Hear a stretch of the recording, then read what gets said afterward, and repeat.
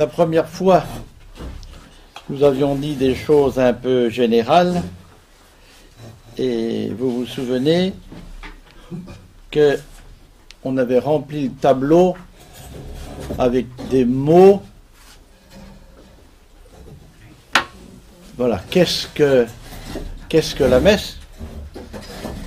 Alors on en avait dit plein, mais vous n'aviez pas dit le plus important. Eh non. Oh, vous pouvez relire. Il y en a un que vous n'aviez pas dit. Ça nous angoissait. On n'a plus qu'à recommencer, non? Si, on avait dit Trinité. Non, on l'avait dit. Trinité, on l'avait dit. C'est drôle, mais... Repas. Si, on avait dit. Sacrifice. Comment? On avait dit.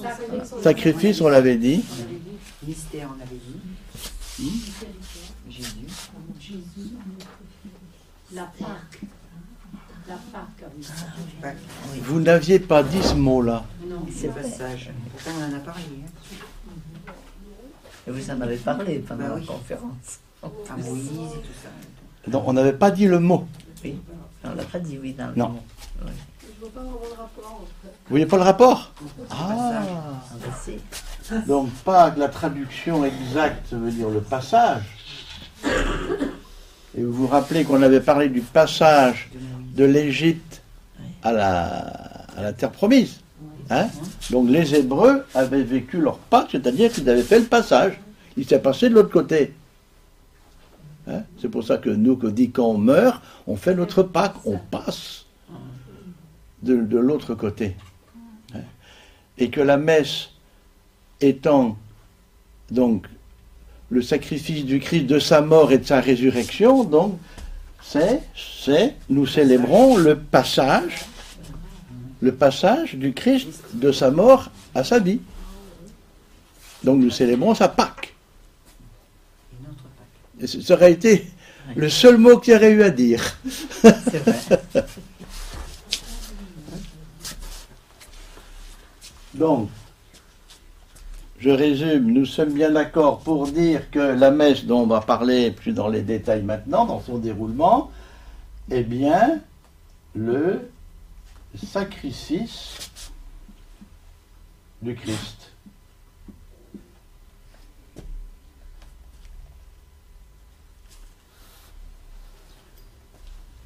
Le passage par son sacrifice de sa mort à sa vie, vécu soit avec une assemblée quand il y en a une, hein, ou même vécu si le prêtre célèbre tout seul. Donc c'est bien un repas, qu'on le prenne seul, ou qu'on le prenne à 1000, 10 000, 100 000 ou plus. Le fond est toujours le même. Alors on peut bien sûr, tous les mots qu'on avait dit l'autre fois, c'était tout à fait ça. Vous vous souvenez qu'on avait dit qu'il y avait aussi 4 parties dans la messe, deux principales qui sont la parole, toute la liturgie de la parole, et l'Eucharistie elle-même, avec ici, donc on peut dire l'entrée et l'envoi. Donc on avait vu ça à partir du texte d'Emmaüs. D'accord? Emmaüs donnant le schéma de ce qu'est notre messe aujourd'hui. Voilà. Autrement dit, je me fais un peu polémique quelquefois et un peu provocateur, et pour ne rien vous cacher, j'aime ça. J'aime ça. J'aime provoquer, bon, j'aime bien ça. Hein?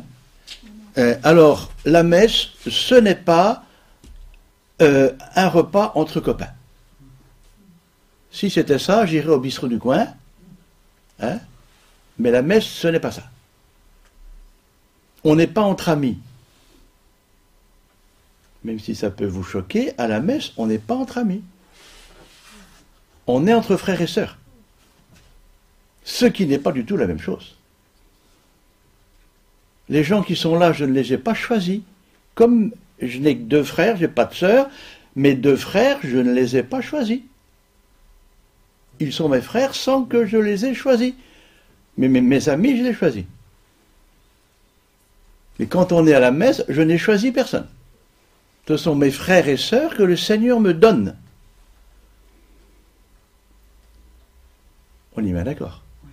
Il se peut que parmi tous ceux qui sont à la messe, en plus, j'ai quelques amis, ce qui bien sûr ne gâte rien. Hein? Mais ce sont d'abord des frères et sœurs qui me sont donnés parce que comme moi, ils sont baptisés. Et je les accueille parce que le Seigneur me les donne, même si je ne suis pas d'accord entre eux, si je ne suis pas d'accord avec eux en tout. Il y a certainement beaucoup de différences entre les gens qui sont à la messe. Quelquefois des oppositions sur certains points. Mais n'empêche qu'on est frères et sœurs. Comme dans une famille, voilà, on peut avoir de grandes divergences entre les frères et sœurs, mais il n'empêche que on est quand même frères et sœurs. Même si on n'est pas d'accord. On ne peut pas faire qu'on n'est pas frères et sœurs. Comme à l'église, on ne peut pas faire qu'on ne soit pas frères et sœurs. Nous sommes baptisés.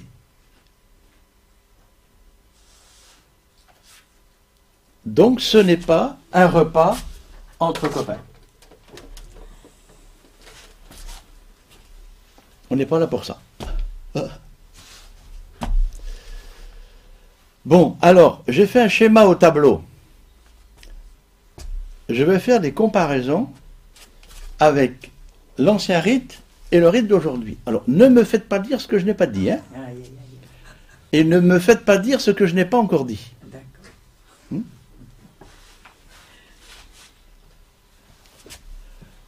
Je suis profondément d'accord avec Benoît XVI quand il dit qu'il faut faire une réforme de la réforme.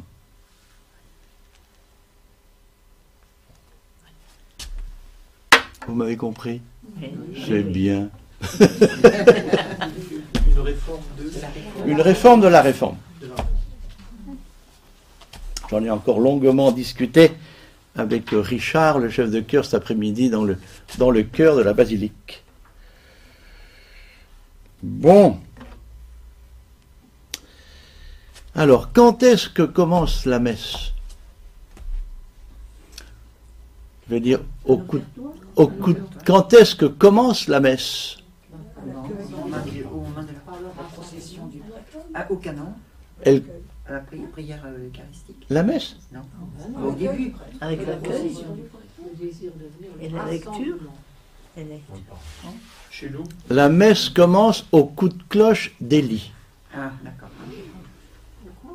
Oui, c'est vrai, c'est vrai. Au Élie. Ah oui, l'appel, oui. La messe commence quand le célébrant quitte la sacristie. La procession d'entrée fait bien partie de la messe. Oui.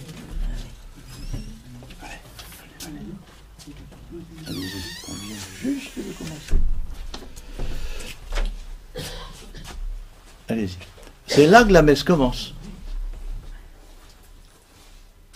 On est déjà en mouvement. Ça ne commence pas seulement au nom du Père. Ça commence avant. Parce qu'on va chanter. Et le chant d'entrée fait partie de la messe. Alors, je vous donnerai la feuille tout à l'heure. Dans les notes du missel romain, il est dit ceci: lorsque le peuple est rassemblé, tandis que le prêtre entre avec le diacre, s'il y en a un, et les autres, on commence le chant d'introïte ou le chant d'entrée. Quand le peuple est rassemblé, c'est-à-dire que nous commençons à l'heure. Et on pourrait dire quelquefois, comme avait dit un curé de Nanterre: mes frères, je vous annonce qu'à partir de dimanche prochain, il n'y aura pas de messe à 11h05, 11h10, 11h15, mais il n'y aura qu'une seule messe à 11h.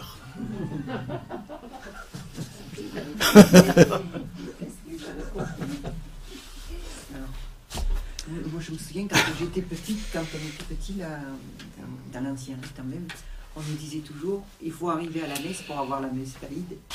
Ah oui, oh, bah, oui, il fallait arriver à le faire toi. Oui, c'était ça. Ouais. Donc la messe commence quand on est en procession d'entrée. Bon, et on chante. Et on chante quoi? Et quel est le but du chant? Le but de ce chant est d'ouvrir la célébration, de favoriser l'union de ceux qui sont assemblés, d'introduire leur esprit, écoutez bien, dans ce mot qui m'est si cher, dans le mystère du temps liturgique ou de la fête, et d'accompagner la procession des prêtres et des autres. Bon, je continue. Il peut être chanté soit par la chorale, soit par toute l'assemblée, soit par la chorale en alternance, etc., etc. Un chant, il dit, si ce n'est pas les paroles qui sont dans le missel. Parce qu'il y a toujours dans le missel ce qu'on appelle un introïte, que l'on chantait avant en latin, mais il est toujours écrit dans le missel. Et le texte qui nous est donné est toujours un texte biblique, ce qu'était avant l'introïte. Or aujourd'hui, on ne chante pas les textes bibliques. On chante les paroles de monsieur Untel, et même quelquefois d'André Guilvic, ça arrive. Bon. Est-ce que ce sont les antiennes aussi? C'était les antiennes. L'introïte était l'antienne d'entrée. Ouais. Que dit ce chant d'entrée? Qu'est-ce qu'on chante?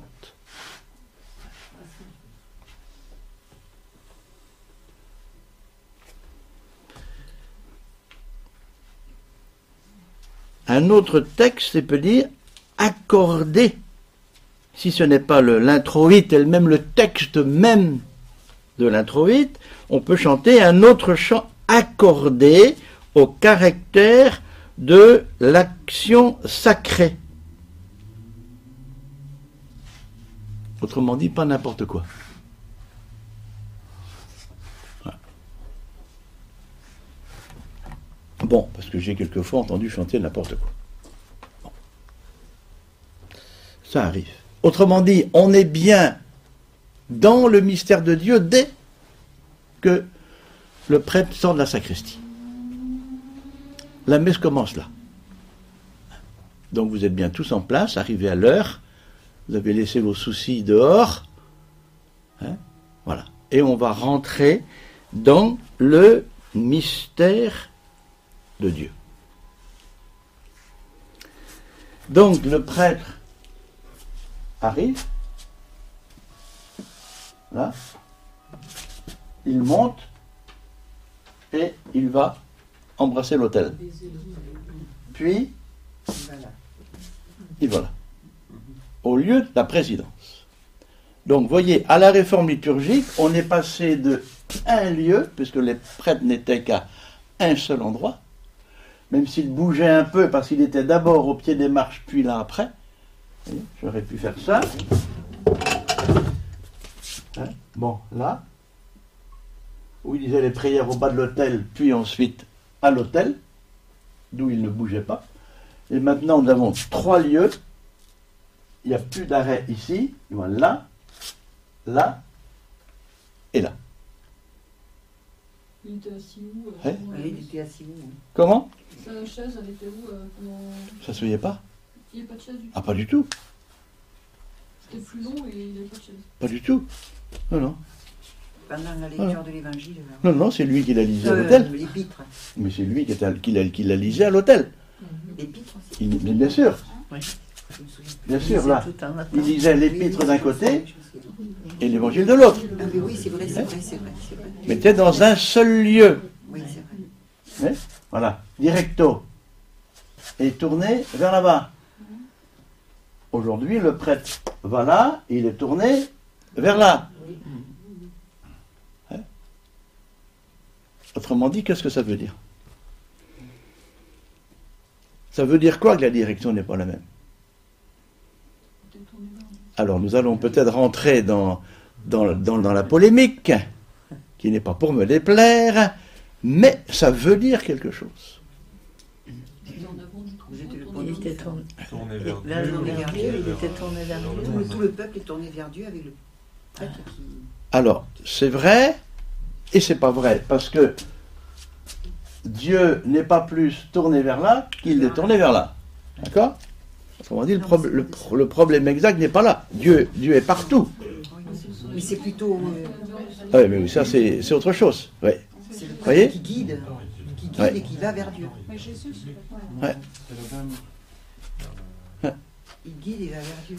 On dit, avant, il était là, tourné d'abord, tourné vers l'est, tourné vers le soleil levant. Oui, mais c'était comme Autrement dit, tourné vers le Christ qui ressuscite. la Jérusalem. Ouais, c'est bien ça le sens des choses. Hein? C'est ça le sens. Deuxièmement, il est tourné comme ça, avec tous les gens derrière lui, dans le même sens. Vous voyez, là aussi, ils sont comme ça. Et là, il y a un problème de fond. Hein? Qu'est-ce que ça veut dire? Je pars autrement. En retraite de profession de foi, je demande toujours aux enfants, est-ce que vous avez été garder les vaches? Alors ils me regardent en me disant, qu'est-ce que c'est que la question? Ils ne savent plus ce que c'est, ils savent à peine ce que c'est qu'une vache. Alors, je leur dis, moi j'ai été garder les vaches quand j'étais petit. Alors ils me regardent comme ça en me disant, toi tu es un homme de la préhistoire, il n'y a pas de problème. Mais, quand on garde les vaches, on a un bâton en main, et on tape dessus, si elles n'avancent pas assez vite, ou si elles vont dans... Hein, si elles s'arrêtent de brouter en route, pour qu'elles avancent. Bon. Mais, le berger du troupeau de moutons, où est-il? Devant. Il est devant lui, et les brebis le suivent. C'est bien ce que dit Jésus dans l'Évangile. Mes brebis, elles me suivent. Je marche devant et elles me suivent. C'est aussi ce que ça signifiait.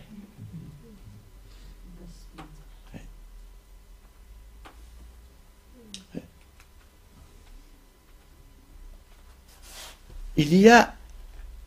ne peut pas parler, ne me faites pas dire progressiste ou ringard ou intégriste, ça, il n'en est pas question. Voyez?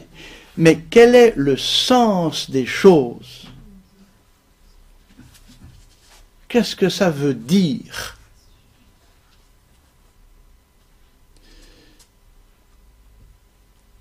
Lorsque je parle, vers qui je me tourne? Ouais. Qu'est-ce qu'on a fait ici l'autre fois? Vous n'êtes pas rendu compte, hein? On ne l'a pas fait maintenant, mais je l'avais dit la dernière fois. Quand on a dit la prière finale, ouais, on a allumé le tableau qu'a fait. Merci, André, c'est elle qui l'a fait. Hein, Corinne, Sabine, excuse-moi, Sabine, c'est Sabine qui l'a fait, tu vois. Et tout à l'heure encore, qu'est-ce qu'on a fait l'autre fois? On s'est tous levés, j'ai dit on va dire une prière, quelqu'un a allumé, et on s'est tous tournés là. Pour dire la prière ensemble, tourner dans la même direction. Tourner tous ensemble vers le mystère. Mais maintenant, je vous parle, je vous enseigne, je vous cause, donc je vous regarde. Et ce qu'on avait fait là l'autre fois, vous ne m'avez pas dit, on se tourne tous ensemble vers la croix et vers le tableau, donc on est intégriste. Alors pourquoi vous me le diriez si je vous tournais le dos en disant la messe à la basilique? Parce que c'est ce qu'on me dirait. On en est, hélas, arrivé là. Si vous parlez de tourner le dos, ça veut dire qu'on parle que le centre c'est l'Assemblée, c'est plus vieux que... Alors, vous voyez, il y a beaucoup de choses derrière. Quel est le sens? Ce que, un prêtre qui a beaucoup de sessions de liturgie, Michel Squarneck, qui est du Finistère, qui n'était pas un intégriste, mon Dieu, loin de là, il parlait de la directionnalité. Il disait, quand je parle à la messe, selon ce que je dis, vers qui je me tourne, dans quelle direction.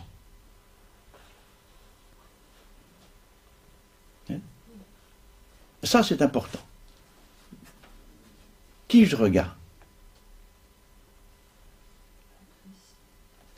Si je vous dis, le Seigneur soit avec vous, évidemment, je vous regarde. Je ne vais pas dire, le Seigneur soit avec vous. Comme si je dis, je ne vais pas faire comme ça. C'est ça, mon main. Bonjour Anne-Marie. On dit, bonjour Anne-Marie. C'est évident. Le Seigneur soit avec vous. Mais ensuite, On se retourne. Prions. C'est plus à vous que je parle. Il y avait un autre lieu quand il parlait à l'Assemblée, il était monté les À la escaliers. chaire. oui, Il était à la chaire. Ah oui, bah, Là, il Au parlait Lomélie. à l'homélie. À l'homélie. À l'homélie seulement, l'homélie. On montait la chair. Oui, mais quand il disait aussi, le Seigneur soit avec vous en se retournant. Oui, c'est Je vous vrai. parle. Biscuit. Oui. Il disait. Alors, je sais pas, bien sûr, ça va éveiller des tas de questions, hein. Bien sûr. Donc, on arrive, le prêtre, voilà, il embrasse l'autel, il va à sa place. Qu'est-ce qui se passait, pour voir quelle est l'évolution et le sens des choses? Le prêtre arrivait, et il restait au pied de l'autel. Et la demande pénitentielle, c'est-à-dire le Kyrie qu'on va chanter quand on est là, lui, il le faisait là. Au pied de l'autel, avant de monter les marches.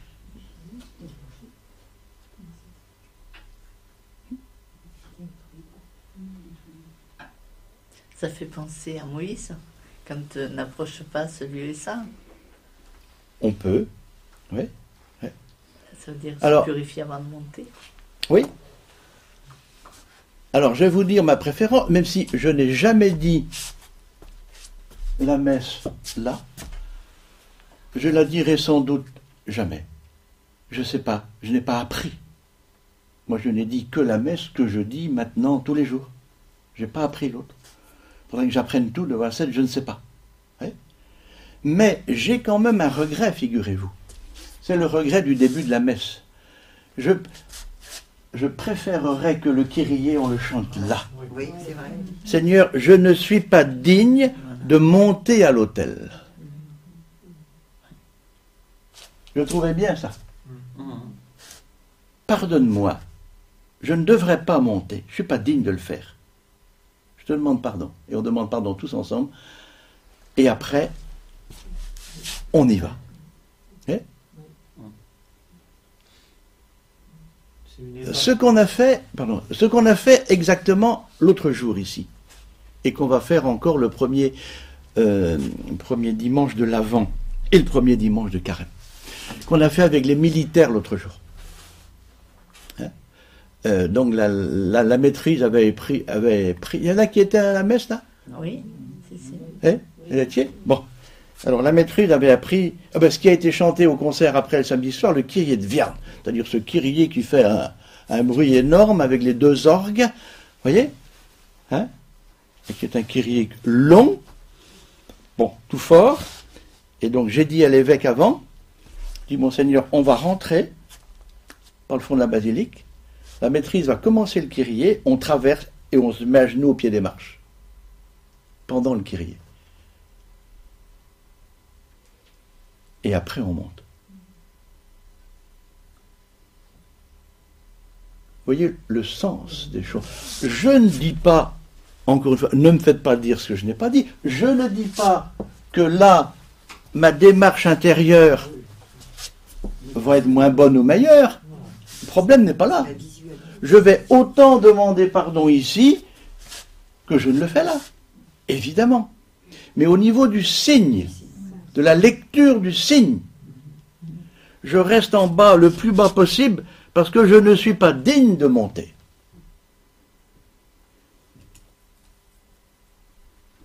Vous vous mettez en conformité. Vous vous mettez en conformité. On demande à Dieu de nous mettre en conformité avec ce qu'on va vivre. En fait, c'est souligné par un geste et un mouvement. Voilà, ce mouvement-là souligné par un geste, une attitude Oui. précise. Que ça corresponde l'un avec l'autre. Bon, mais toujours est-il que ce matin, et je ferai encore demain matin, donc ou demain, ah non, un mariage demain après-midi, bon, voilà, je ferai encore comme ça. Parce que le cas se pose pour une église où il n'y a pas de marche. Sur l'autel, je veux dire. C'est pas toujours le cas. Maintenant, c'est plus le cas à Saint-Philippe. Il y en a, ils l'ont fait à Saint-Philippe, justement. Il n'y a plus de marche pour monter à l'autel? Ils ont surélevé le cœur. Ah oui, c'était une chapelle, le problème était différent. C'est tout neuf. Bon, Alors, quel est le signe dans la partie gauche? comment? Quel est le signe? Là? C'est-à-dire, c'est différent. On monte directement à l'autel, hein, et on va faire le Kyrie après. Le but, c'est le chant d'entrée au nom du Père. Ce qui est aussi, d'un autre côté, très bien, de commencer par le signe de croix. Bien sûr, ce qui se faisait également ici. Quel est le sens de chanter le Kyrie en étant à la même hauteur que l'autel? Ouais. Quel est le sens? Quel est le sens? Je viens de dire, on demande pardon avant de monter. Mais quand on est non, mais il y en a moins dans ce sens. Mais c'est pareil, c'est pareil. Le sens intérieur de demande de pardon est exactement le même. Mais le signe extérieur n'est pas vu, n'est pas lu de la même façon. Manque de visibilité, quoi. En Oui, conformité. ou on veut peut-être montrer autre chose, c'est ça que je demande. On veut peut-être montrer autre chose. Il y a peut-être un autre signe. Oui, c'est-à-dire on veut faire commencer par le signe de croix. Reconnaissons que nous sommes pécheurs. C'est le Kyrie de la même façon. Oui. Mais après, on n'a plus à monter. Alors, lorsqu'on est là, le problème, si on veut, est le même, mais situé autrement. Là, quand je suis là, je me tourne vers vous en disant « Le Seigneur soit avec vous » ou « La grâce de Jésus notre Seigneur ». Bon, d'accord, pas de problème. Mais après, reconnaissant que nous sommes pécheurs, je ne vous regarde plus. Je me tourne vers l'autel. Le père Bruno le faisait quelquefois pour le Kyrie. Il se tournait Oui, vers la c'est croix. vrai. Alors, il se tournait, oui, je sais, il se tournait vers la croix. Oui. Je vais faire mon crayon. Il se tournait vers la croix qui est là. Oui. Oh, À la chapelle. elle est Dans là, la oui. chapelle, C'était à la il se chapelle. mettait au pied de la croix. Comment? Dans la chapelle, il se mettait au pied de la Oui, croix. oui, ou alors vers la croix qui est là. Oui. Oui. Et donc le prêtre embrassait l'autel après avoir chanté le Bien sûr. Kyrie. Oui. Quand ça? Dans l'ancien. Oui. Dans l'ancien. Il embrassait l'autel quand? Le prêtre ne chantait pas le Kyrie. L'assemblée chantait le Kyrie. Mais il embrassait l'autel après? Ouais. Quand il était monté. Après, une fois. Donc après Une le fois qu'il était sacrement monté. potentiel.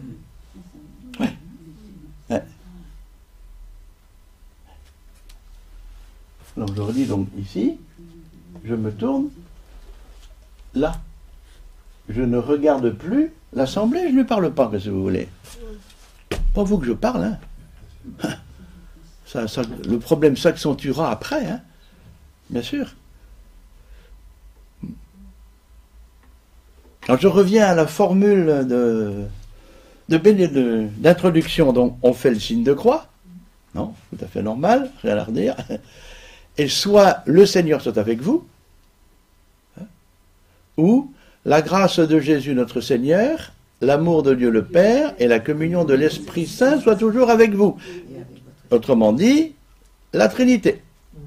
Ce qui est le résumé de toute la prière qui va suivre. Puisque toutes les prières de la messe s'adressent au Père, par le Fils, dans l'Esprit. Donc tout est trinitaire. Il n'y a aucune exception.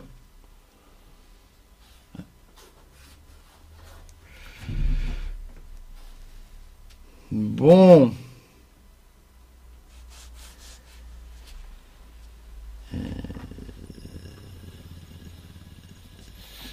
Ça va? Oui? Bon. Vous avez le droit de donner votre avis, hein, de me contester. Hein. Alors, donc, le Kyrie. Il y a plusieurs formules possibles pour le Kyrie. Et vous les connaissez.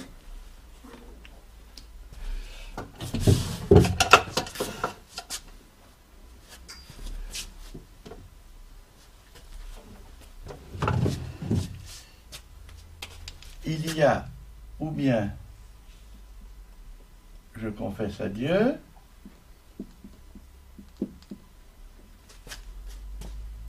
ou bien Seigneur, accorde-nous ton pardon, nous serons sauvés, accorde-nous ton pardon, nous avons péché contre toi, montre-nous ta miséricorde et nous serons sauvés. Ces deux formules-là sont suivies de que Dieu Tout-Puissant nous fasse miséricorde, qu'il nous pardonne nos péchés, nous conduise à la vie éternelle. Amen. Puis, Kyrie eleison. C'est la même chose. On redemande encore. Christ eleison, Kyrie eleison. Seigneur, prends pitié de nous. Ô Christ, prends pitié de nous. Seigneur, prends pitié de nous. Ça vous rappelle quoi, ça? Et encore?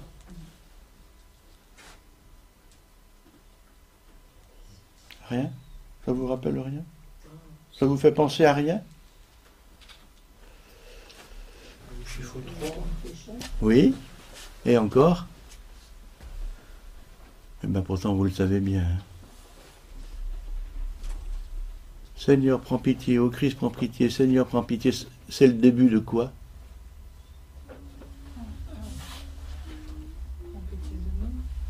Mais c'est le début de quoi? Eh bien, bien sûr. C'est le restant d'une litanie. Rien ne nous empêche de continuer la litanie des saints. Ben oui. Eh oui.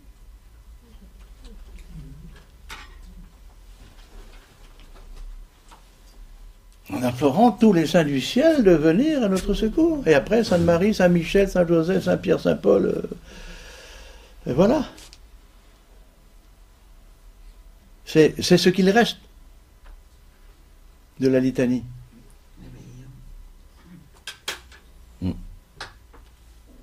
Mais on les a un peu sabrés, là, les saints, là. Comme on a supprimé dans le Je confesse à Dieu, Saint Michel et les autres, là. Autrement dit, on est. Moi, j'ai toujours ça en tête, quoi. Là. La litanie, elle s'arrête là, mais c'est le début de la litanie. Donc, tous les saints du ciel, voilà. Venez prier avec nous, là. Vous êtes avec nous, et nous, on est avec vous en train de prier. Ce qui se sera manifesté encore ensuite dans le Sanctus.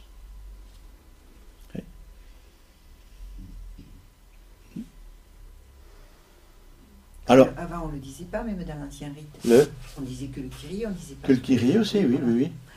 Alors, il y a une deuxième formule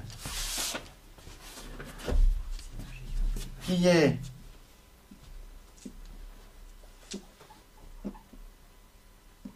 Seigneur Jésus, etc., envoyé par le Père pour guérir et sauver tous les hommes, prends pitié de nous. C'est comme ça qu'on met en abrégé. Prends pitié de nous. Voilà. Donc il y a les trois phrases avec Kyrie et se terminant par que Dieu Tout-Puissant. Oui.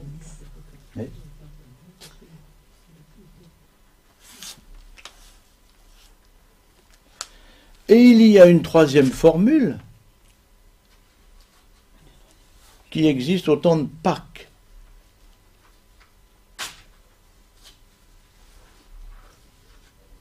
C'est-à-dire?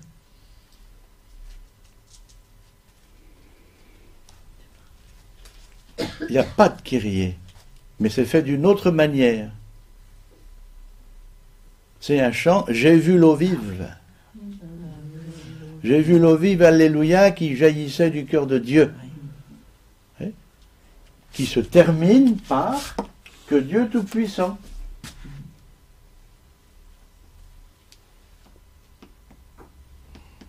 Voilà.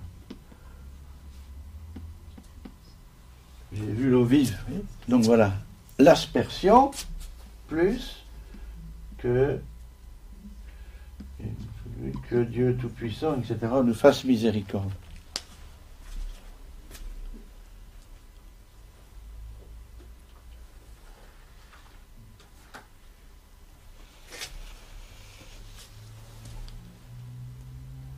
Dans le rite oriental, est-ce qu'ils ont gardé la litanie? Parce que c'est très long, leurs trucs.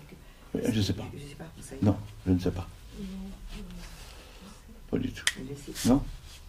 Ah oui, le rite chaldéen. C'est le rite chaldéen, vous? Syriaque. Ouais.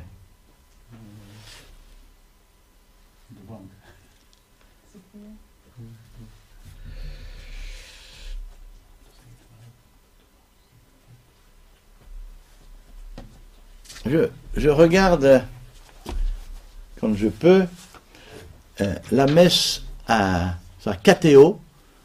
Vous savez ce que c'est que Catéo? Hein? Bon, la messe télévisée sur Catéo le dimanche soir à 18h30 à Notre-Dame de Paris.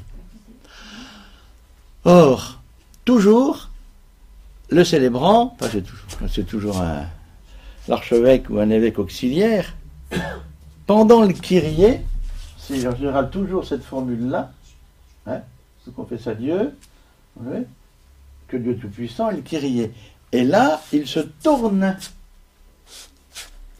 Il se tourne, il vient il est là, il commence ici, il va pas là en plus, il commence ici, et il se tourne, parce qu'il y a une immense croix au fond de Notre-Dame de Paris.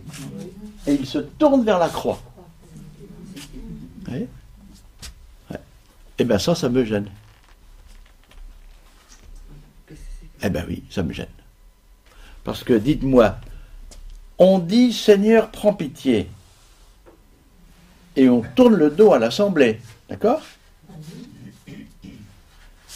Mais quand ici, il va dire « Toi qui es vraiment saint », pourquoi se tourne-t-il vers l'Assemblée? C'est pas à l'Assemblée qu'il parle non plus. Mais pourquoi ça vous gêne qu'ils le disent alors quand il est...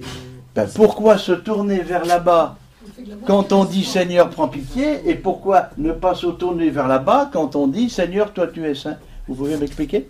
C'est bien ça le paradoxe de tout ce système. Un point sur deux, oui. Non.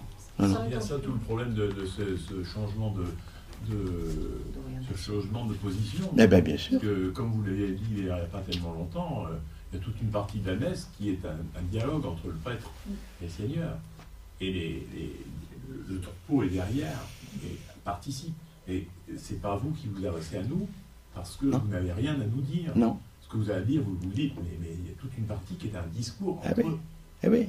Donc c'est de ce coup-là, effectivement, on se demande pourquoi ils se tournent d'un côté, puis c'est logique. Alors pourquoi on a fait ça? Alors ce que je comprends pas, c'est pourquoi est-ce qu'on maintient le truc parce que... Ben oui, mais je ne sais pas pourquoi ils le font. Moi je ne le ferai pas. Quand il y a le concile, pourquoi est-ce qu'on a changé ça alors? Ah oui, quelle est l'explication? Alors, quelle est l'explication? Alors pourquoi on a fait ça? Oui. Eh bien c'est parce qu'on est passé d'une idée, enfin là on est dans une idée de fond, que ce qu'on disait, et c'est toujours vrai, mais on ne le dit plus, sauf ici ce soir, que la messe est bien le sacrifice de Christ. D'accord?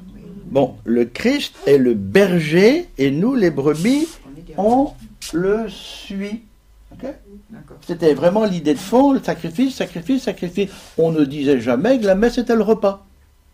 Mais quand a primé l'idée du repas, on dit on ne va pas tourner le dos aux invités. Et on va faire une petite messe, on va être tous ensemble là, Et l'idée de repas a primé sur l'idée du sacrifice. Vous entendez parler du sacrifice eucharistique, quelquefois, hein? On dit qu'on est un repas, mais pas n'importe lequel. C'est un repas sacrificiel, comme ça je veux bien. Hein? Donc si on insiste sur le repas où on est ensemble, eh ben voilà, on se met autour de la table.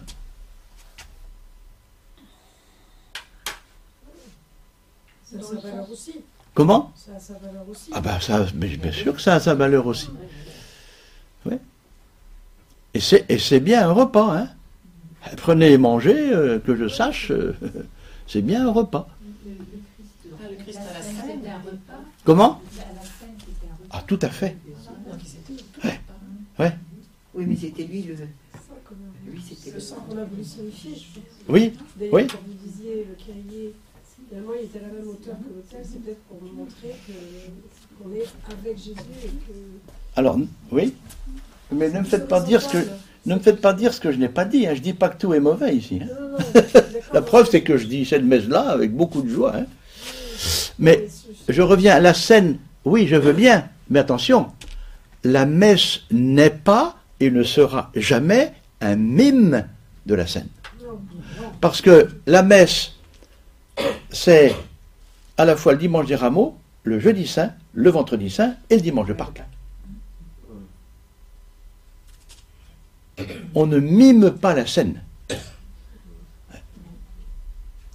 On célèbre la scène, les rameaux, bon, un peu moins signifiés, on célèbre la scène, on célèbre la mort du Christ, la résurrection. Tout ça. Je vous disais l'autre fois, on peut dire que à la messe, nous sommes les contemporains du Christ.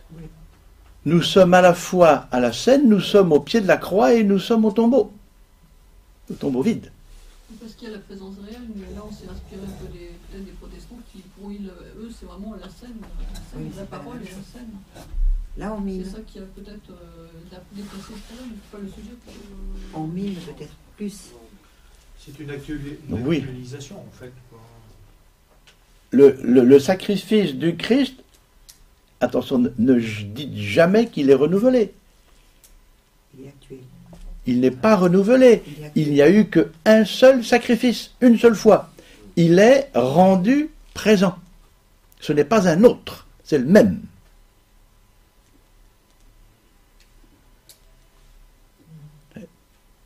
On est bien d'accord? Je redis la formule, je le dis souvent aux messes de semaine, faisant ici mémoire. Et pour les Juifs, faire mémoire, ce n'est pas se souvenir, c'est rendre présent un événement passé.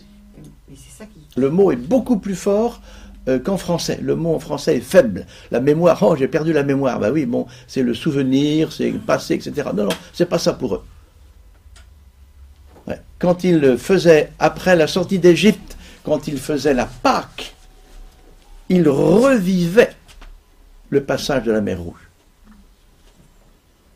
Nous faisons mémoire, c'est-à-dire nous revivons la mort et la résurrection de Jésus-Christ. On pourrait dire, donc, faisant ici mémoire, on pourrait dire, rendant ici présent. Présente la mort et la résurrection de Jésus-Christ. Oui, mais alors, on nous induit en erreur, parce que quand vous dites faire mémoire, pour la majorité des gens, la totalité des gens, faire mémoire, vous nous dites ça à nous, bon, ça va, mais la majorité des gens, quand on dit faire mémoire, on se souvient, quand on va au mémorial, là. Oui, c'est ça, oui, bah oui. Mais donc, il faut changer le mot. ben, on ne peut pas le redire tous les dimanches. Hein. On ne peut pas l'expliquer tous les dimanches. C'est vrai que oui, mais n'empêche que les gens, c'est ça qui induit en erreur. Ouais. Ça induit en erreur, moi, je trouve. Mhm. C'est pas une commémoration. Ah non. C'est encore plus fort qu'une actualisation. On revit le moment. Oui, quand même, oui. Oui, le mot n'est pas exact non plus. Pas exact. Non. Présent, On rend présent un événement passé. Parce que si le Christ, On retourne dans le Christ est passé. présent. Parce qu'on ne retourne pas. Dans le passé, mais Ah non. disant que... Non, non, c'est le passé qui devient présent. Oui, c'est le passé qui devient présent. Ouais. Ouais. Le passé devient présent. C'est un peu l'éternité. Qui continue, Mais c'est l'éternité. qui se perpétue. Ça fait Et c'est déjà l'éternité. Ouais. Et on est déjà au ciel, puisque on a chanté au moins un tout petit début d'une litanie, donc on est déjà en lien avec les saints du ciel. Et on le sera encore plus après au Sanctus.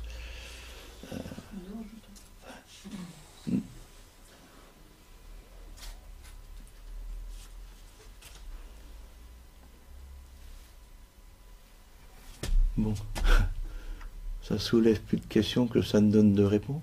Non. Ouais.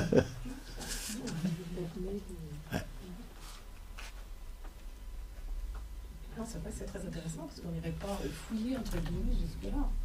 C'est vrai que ça aide à comprendre. Oui, alors, à comprendre, oui, j'espère à vivre surtout, Oui, oui, ah oui. plus qu'à comprendre. Tout à fait. Parce qu'on si vous comprenez ce qui se passe là, vous avez bien de la chance. Moi, je ne comprends toujours pas. Hein?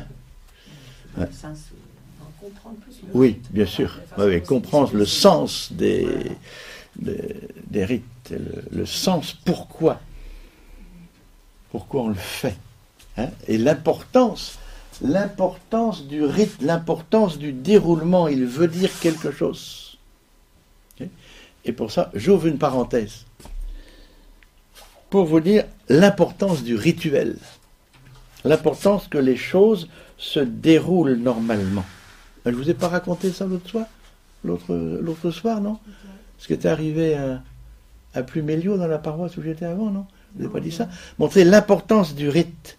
Et il faut le rite, une fois que c'est commencé, ça se déroule normalement, ça va, on sait ce qui va arriver, ça se déroule, et il faut que ça se déroule. Je vous raconte, vous allez comprendre l'importance du rite. Quand je suis arrivé à Pluméliau en 1990, j'entendais parler d'un monsieur qui s'appelait Baptiste, qui était décédé. Et les gens parlaient beaucoup de lui. Il avait marqué le pays par différentes choses, et entre autres parce qu'il était à la fois sacristain et croque-mort. Bon, alors, un jour, Harry, à Pluméliau, pendant que Baptiste était sacristain et croque-mort, les premiers obsèques civiles. Donc, Baptiste avait tout préparé, donc, au cimetière. Et les gens arrivent, et ils étaient tous là. Et pas de prêtre. C'était la première fois, pas de rituel. Rien ne se déroulait. Hein? Et les gens disaient, ben, on était là, tout le monde un peu penaud, en disant, qu'est-ce qu'on va faire, quoi? Qu'est-ce qu'on va faire?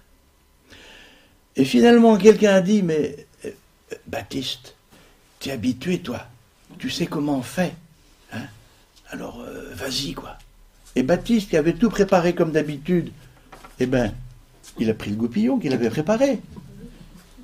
Et il s'est adressé aux morts. Et il lui a dit, Mathurin, je t'enterre civilement, au nom du Père, et du Fils, et du Saint-Esprit. Amen.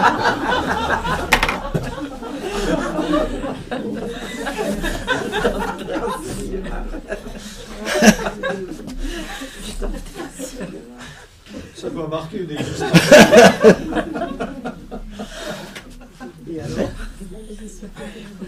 L'importance du rite, du rituel. Il faut que ça se déroule. Et ça se déroule tout seul, ça va, on sait. C'est très, très important. Mais de quelle manière ça se déroule? Comment je le fais dérouler? Comment je déroule ce rituel-là? Quel sens je donne à tout ce que je fais?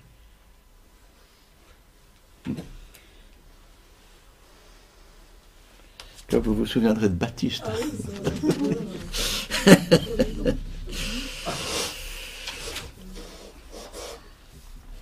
c'est Baptiste en plus. Oui, en plus, oui. Alors, après ça, suit le gloire à Dieu, Gloria. Alors je lis ce que dit le texte, les lignes de l'introduction du missel romain.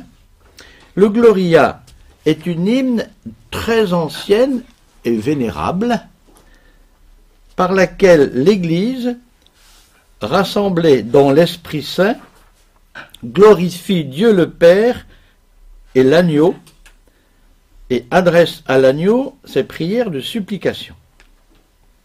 Autrement dit, le gloire à Dieu est une hymne trinitaire. Le texte de cet hymne ne peut pas être remplacé par un autre. J'ai pas vu la troisième personne. L'Église, par laquelle l'Église rassemblée par l'Esprit Saint glorifie Dieu le Père et l'agneau. Donc le texte de cet hymne ne peut pas être remplacé par un autre. C'est l'Église qui me le demande.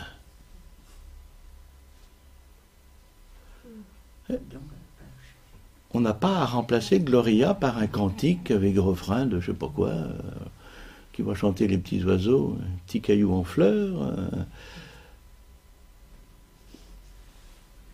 Ça, comme le reste d'ailleurs. C'est pas la messe, ce n'est pas ma prière. Quand je vais prier seul devant le tabernacle ou devant la statue de Sainte Anne, je dirai ce que je veux. Alors je peux inventer n'importe quoi. Mais quand je vais à la messe, c'est une prière qui m'est donnée. Elle m'est donnée par l'Église. Je ne vais pas l'inventer. Je me glisse dans la prière qui m'est donnée. Autrement, je fais ma petite soupe à moi dans mon coin. Et ça, non.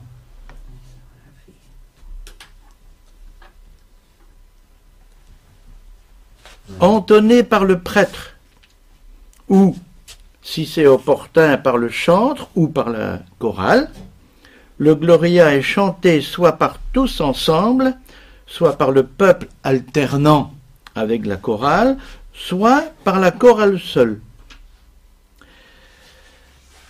Si on ne le chante pas, il est récité par tous, ensemble, ou par deux chœurs alternés. Eh bien là, figurez-vous que je ne suis pas d'accord. Quand je ne suis pas d'accord et je ne le fais jamais. Je ne réciterai jamais le gloire à Dieu. Bon, vous me direz, vous pourriez me dire, parce que vous pouvez le chanter. Bien sûr. Quand il y a un gloire à Dieu, je le chante. Pourquoi? Parce que c'est une hymne. Vous connaissez une autre hymne? Le Bénicréateur. Oui. Et une hymne païenne? Eh bien, bien sûr. L'hymne national.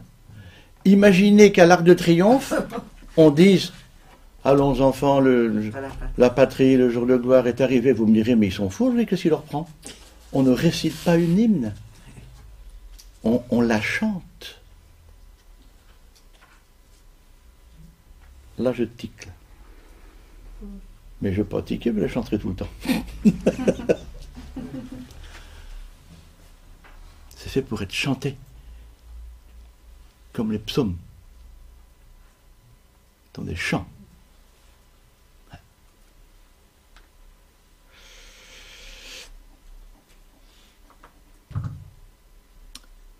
Il est chanté donc en dehors des temps de l'Avent et du Carême. Là où là, il n'y a pas de gloire à Dieu, c'est voilà. Puisque ce sont deux temps de pénitence, donc on ne chante pas le gloire à Dieu à ce moment-là. Et le deuxième dimanche de l'Avent, il n'est pas chanté, puisque c'est le prêtre normalement est habillé en rose, c'est la joie. Non, c'est le troisième dimanche de l'Avent. Oui, vous avez raison. Non. Il n'est pas chanté non plus. Non plus. Pendant tout l'Avent et tout le Carême. Ouais. Le 8 décembre, non, le chant. Ah oui, parce que il y a bien sûr, il y a des exceptions. Parce que le 8 décembre est une solennité. Alors les solennités, non seulement il y a le Gloria, mais il y a le Credo. Oui. Ouais. Le 25 mars, la même chose. Le 19 mars aussi, oui. Il y a des exceptions. Ouais. Pourquoi on ne récite pas le credo dans les messes, j'allais dire, ordinaires? Il n'y a pas. Le Credo ne se récite que le dimanche Pourquoi? et aux solennités. Pourquoi? Parce que on affirme sa foi, mais pourquoi on le met que? Et moi, je ne sais pas. Oui, parce que c'est important. Ouais. Je ne sais pas. Ouais. Le Credo, c'est par définition la prière du dimanche, de toute la communauté rassemblée. Ou alors aux solennités.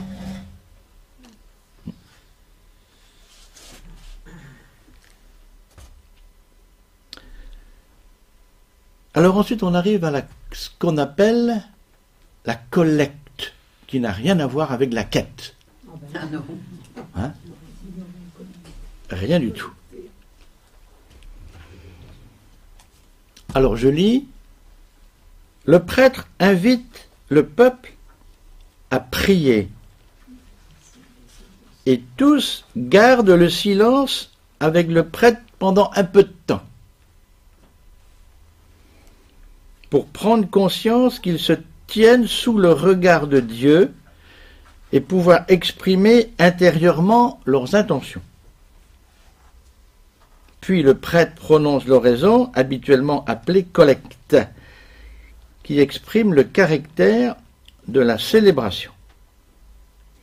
Bon, cette prière-là, sauf exception, rare, très rare même, s'adresse à Dieu le Père. Il y a l'une ou l'autre exception, mais si la formule commence par Seigneur Jésus-Christ, ça se termine par toi qui vis et règnes avec le Père et le Saint-Esprit. Oui. Par exemple, le jour de la fête du Saint-Sacrement, la prière qu'on dit avant chaque bénédiction du Saint-Sacrement, Seigneur Jésus-Christ, voilà, comment c'est déjà? Je la connais tellement par cœur que je la saurais plus. Après le Tonctum Ergo, Seigneur Jésus, toi qui nous as laissé par ce sacrement, tu nous as laissé le mémorial de ta passion. Donne-nous de vénérer d'un si grand amour le mystère de ton corps et de ton sang. Et toi qui vis et règnes avec le Père et le Saint-Esprit pour les siècles des siècles. Bon. Alors, je vais vous donner des feuilles et on va regarder ensemble comment sont construites ces prières-là. Pourquoi? Parce que c'est ce que vous écoutez le moins. Ça passe très vite, cette prière-là. Hein? Et en fait, elles sont magnifiques. Certaines prières sont magnifiques. Hein, moi, il m'arrive de faire l'homélie à partir de ces prières-là, tellement elles sont belles. Alors, je vous donne aussi tout ce qu'on vient de dire. Hein. Là, je viens d'abord vous donner la première feuille. Je ne sais pas si j'ai tiré à cette feuille, par contre. Donc un prêtre construit son homélie à partir de toute la liturgie de la messe et non pas seulement les lectures et l'évangile du jour. Pardon? Attends, tu peux redire là, j'ai pas... Le prêtre construit son homélie à partir de toute la liturgie de la messe, y compris donc ces prières-là, et non pas seulement à cause des lectures. On construit à partir de ce qu'on veut. De ce qu'on veut, oui, parce que parfois ça n'a pas de rapport avec... Allez, on va faire comme ça.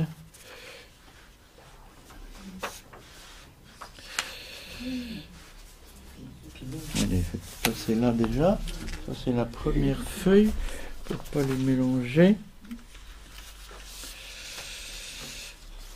Encore.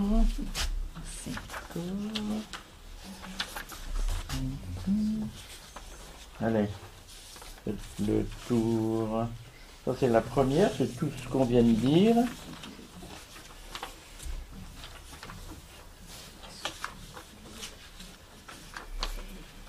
Voilà. Ça c'est bon, c'est bon. C'est bon. Ah oui, encore. d'accord. Oui, oui, c'est les mêmes. Ah, c'est le même.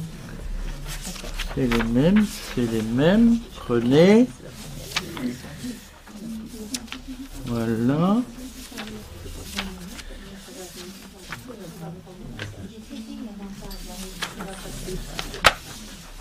Voilà.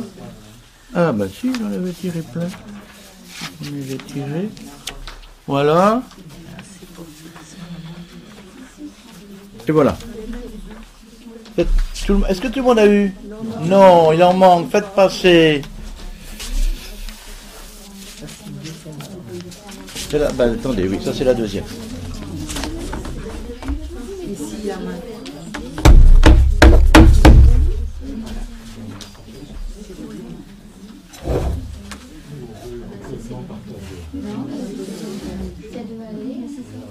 Ça y est? Bon, voilà la deuxième feuille maintenant. Et on voilà encore deux autres. Hop, voilà. Vous avez gardé une déjà? Oui, oui, oui. Voilà. En deuxième.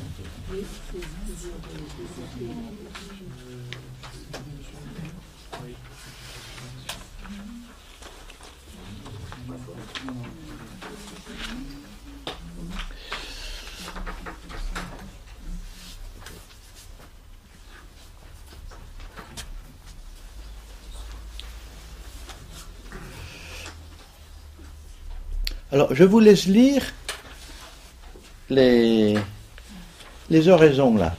Vous voyez, en bas de la deuxième page, tout ce qui est en italique, là, je vous laisse les lire.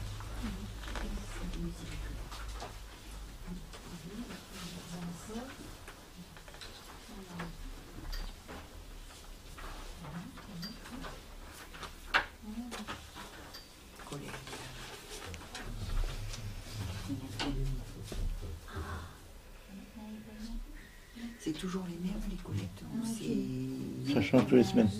Toutes les semaines. Oui, mais j'en lisais à deux pour l'instant, j'en garde une, moi. Et toutes les semaines, que le dimanche ou alors... Ça change tous les dimanches, ça change tous les dimanches. Ah oui, mais dans la semaine, il n'y a pas de collecte. Tous les jours? Et c'est la même que celle du dimanche. On peut changer. Moi, je garde toute la semaine, mais on peut changer. Le même, la même. Ouais. Mais c'est pas marqué sur notre truc collecte.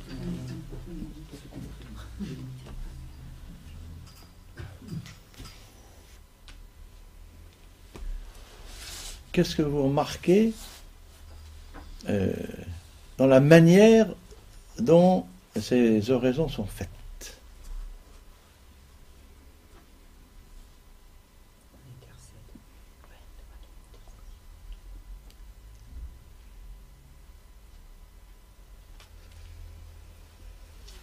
On demande une intercession.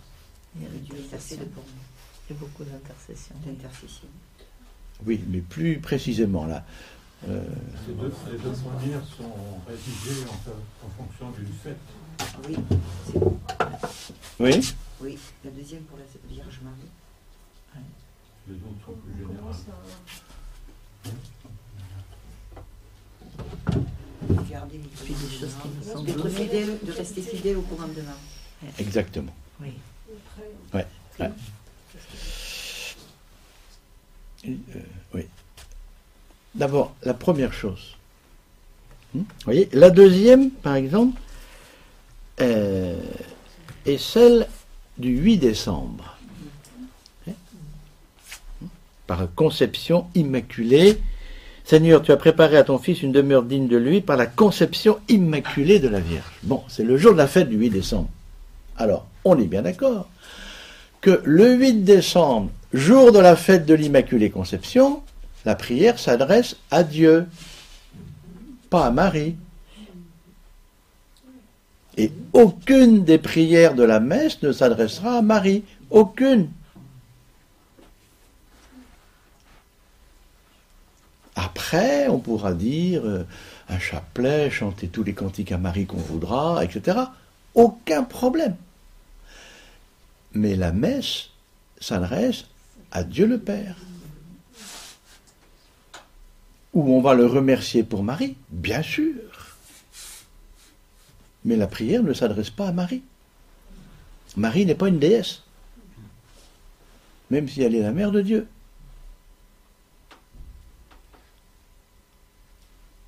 Ça, c'est la première chose. Seigneur ou Dieu, toujours, toujours, toujours, toujours, toujours, toujours. Le chant d'entrée pourra dire Marie, mais pas les prières de la messe. Ça, c'est la première chose. Deuxième chose. Alors, Dieu ou Seigneur, bon, c'est selon le cas. Ensuite, est dite une des qualités de ce qu'est Dieu et de ce qu'il a fait.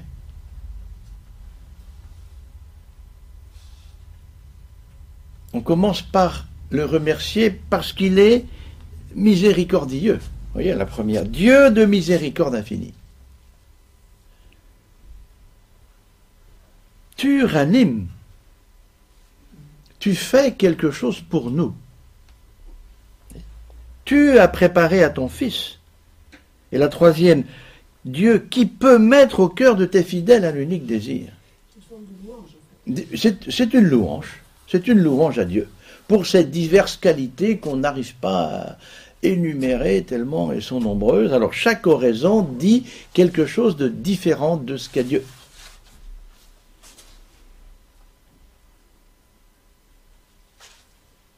Donc on commence bien par lui rendre grâce pour ce qu'il est, pour qui il est, avant de lui demander quelque chose. La prière de demande ne vient qu'après.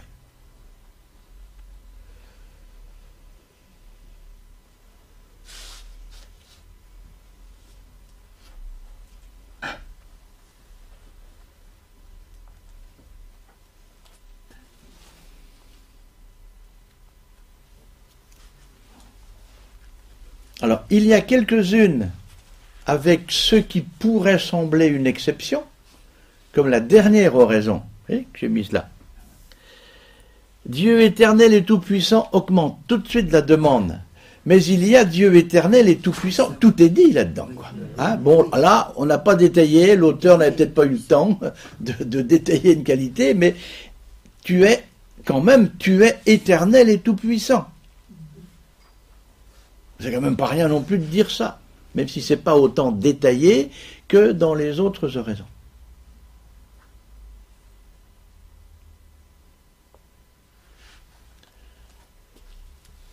Si vous avez le temps d'avoir le temps, ça peut arriver, hein? Ouais.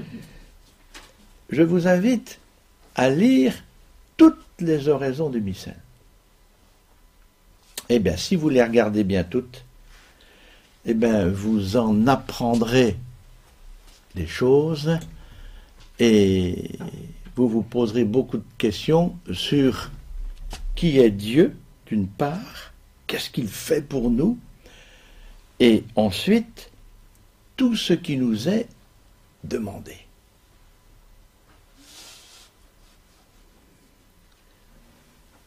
On regarde de plus près. Dieu de miséricorde infinie, tu ranimes la foi de ton peuple par les célébrations pascales. Bon, c'est une des oraisons du temps de Pâques, je ne sais plus quel dimanche. Voilà ce que tu fais pour nous. Tu fais ça. Tu ranimes notre foi. Augmente en nous ta grâce, pour que nous comprenions toujours mieux quel baptême nous a purifiés, quel esprit nous a fait renaître, et quel sang nous a rachetés. Ben, vous pouvez déjà passer des heures à causer rien que là-dessus, hein?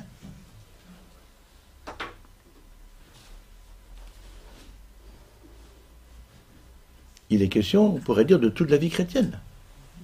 Il y a le baptême, il y a la rédemption, le sang du Christ, le don de l'esprit. Autrement dit, il y a Pâques, il y a la Pentecôte, il y a notre baptême. Et il est bien question de du Père, du Fils et du Saint-Esprit. Bien avant la formule finale. À la fin, au dernier, là, il y a le rappel des vertus théologales. Oui, mais on les lit toutes. Hein. Ah, oui, d'accord. La deuxième. Seigneur, tu as préparé à ton Fils une demeure digne de lui par la conception immaculée de la Vierge. Pareil, tu as fait cela. Puisque tu l'as préservé de tout péché par une grâce venant déjà de la mort de ton Fils. Alors là, tu réfléchis à ça. Nos péchés sont pardonnés par la mort de Jésus. Mais Marie, qui n'avait pas de péché, était bien née avant la mort de Jésus, évidemment. Hein? Donc, elle a ce privilège par anticipation de la mort de Jésus. Alors, si on n'est pas dans le domaine de la foi absolue, je ne sais pas où on est. Hein? Ouais. Alors maintenant, voilà, tu as fait ça, tu as fait cette merveille-là, accorde-nous, à l'intercession de cette mère très pure, de parvenir jusqu'à toi, purifier nous aussi de tout mal.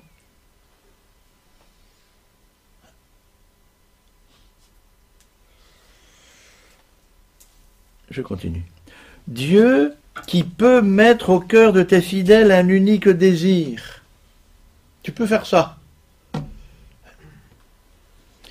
Donne, alors ça j'aime bien, je l'ai commenté, j'aime bien commenter celle-là.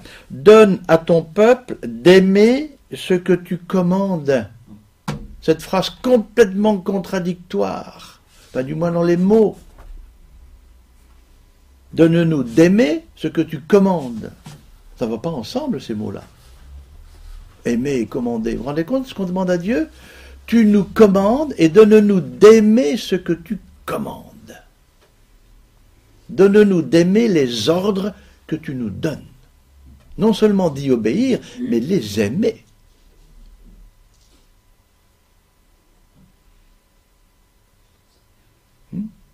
Ça, c'est quand même d'une profondeur spirituelle extraordinaire.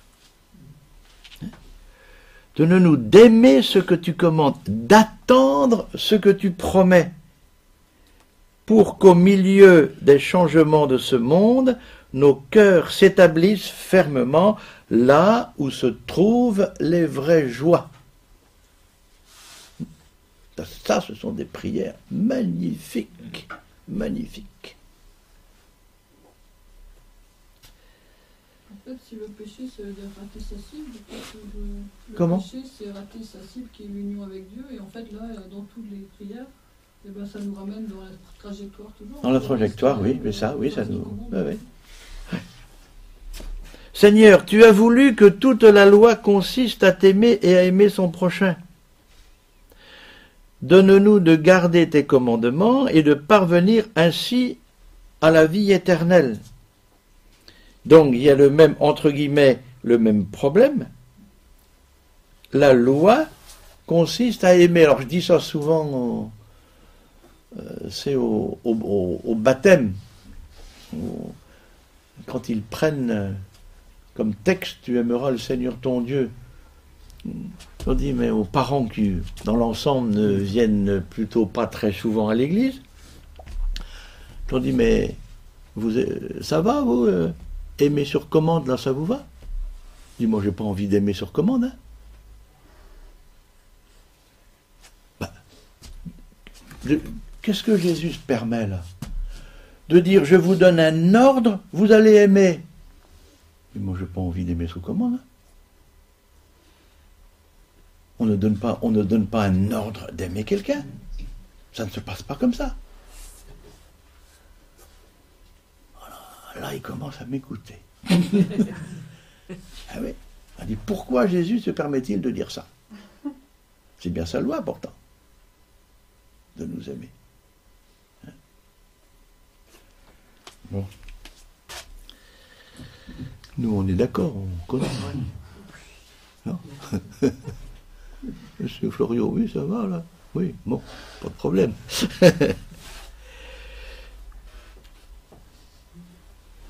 Seigneur, source de tout bien, c'est pareil, quoi. Tout est dit dans une source de tout bien, tout.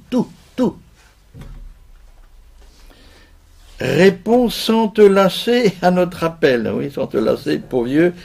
Si je peux me permettre de dire les choses comme ça, il y a des jours, ils vont avoir bien ras-le-bol avec nous. Hein. Inspire-nous ce qui est juste. Avec ce que ça veut dire, bibliquement, c'est-à-dire ce qui est ajusté. J'en ai parlé il n'y a pas longtemps. La justice de Dieu, c'est être ajusté à Dieu. Et non pas, comme nous, l'équilibre entre les choses, quoi, hein, mais ajusté à ce que Dieu demande. Inspire-nous ce qui est juste et aide-nous à l'accomplir. Et la dernière, Dieu éternel et tout-puissant. Pareil, c'est pas détaillé comme l'autre avant, mais éternel. Tu es éternel et tu es tout-puissant. Que dire de plus? Augmente en nous la foi, l'espérance et la charité. Bon. Autrement dit, donne-nous l'essentiel de la vie chrétienne. La foi, l'espérance et la charité. Et pour que nous puissions obtenir ce que tu promets, alors la dernière phrase, c'est quand même pas mal non plus, fais-nous aimer ce que tu commandes, Non seulement fais-nous accepter ce que tu commandes, c'est déjà difficile, mais fais-nous aimer ce que tu commandes. C'est autre chose.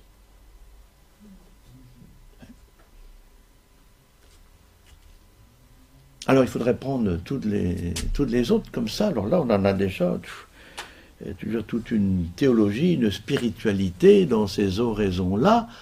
Et je ne peux que vous inviter à faire attention aux oraisons. Voilà, vous écoutez peut-être les lectures, l'homélie, je ne sais pas, mais les oraisons, ça passe comme ça. Et en fait, il y a des richesses extraordinaires dans ces prières-là.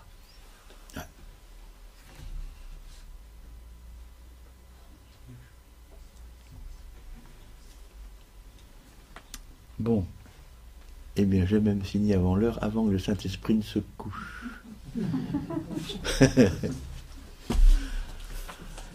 Avez-vous quelques questions?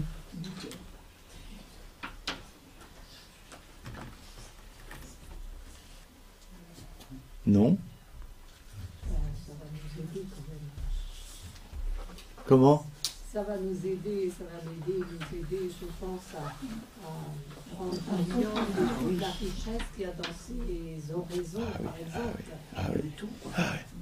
Et ne pas passer là-dessus comme ça, rapido presto. Ouais. Et ça, ce sont des très très vieilles oraisons. Hein. Donc ça, c'est la traduction des anciennes oraisons dans ces liturgies. Hein. Là, rien n'a changé. Est-ce que les catéchumènes, ceux qui se préparent au baptême, on les initie, par exemple, comme vous venez de le faire maintenant, nous, à la messe? Oui, un peu, mais jamais assez longtemps. Parce que quand même, c'est important pour eux qui sont nouveaux. Je veux dire, si on va à la messe et puis qu'on ne comprend pas les rites, pourquoi ceci, pourquoi cela, on y assiste comme des piquets, quoi. Ben oui, mais il faudrait passer des années et des années avant de les baptiser à ce moment-là, quoi. Mais on fait ce qu'on peut dans un minimum de temps, on essaie de donner l'essentiel. Ouais. Mais le meilleur moyen, entre guillemets, de s'initier à la messe, c'est entre guillemets de la comprendre, puisqu'on ne la comprend pas, par définition même, c'est d'y aller. Hein. Oui, mais bon. Ah oui. Mais c'est pas une évidence. Comment? C'est pas une évidence, c'est quand même. Ah, mais bien sûr que c'est pas une évidence. C'est pas évident. Les enfants qui vont à la messe, des fois, oui. Bah oui, bien sûr. Ouais. Et les moins jeunes, d'ailleurs. Et d'écouter. Oui, mais c'est vrai que des fois, on passe en transversal. Alors, ça, vous savez que j'aime bien aussi, si je suis provocateur, j'aime bien, puis j'aime bien aussi faire de l'humour. Vous savez à quel moment il faut arriver à la messe? Si on ne peut pas arriver à l'heure à la messe, arriver au moins avant la quête.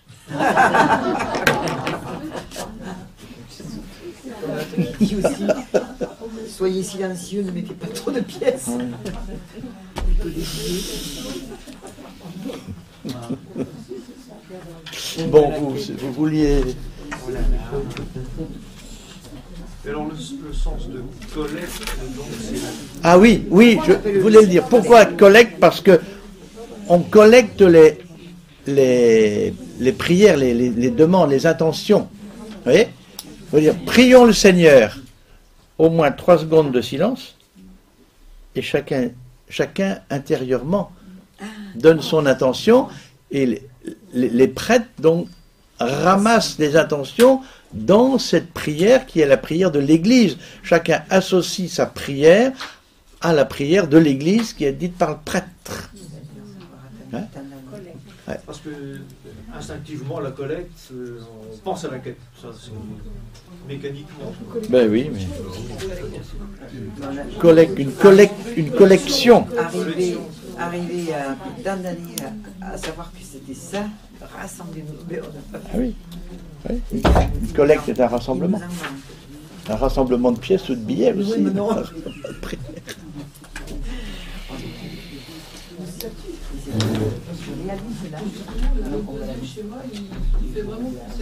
Ah oui. Beaucoup plus. Ouais. Par le sens courant du mot. Et comme il y a collection aussi.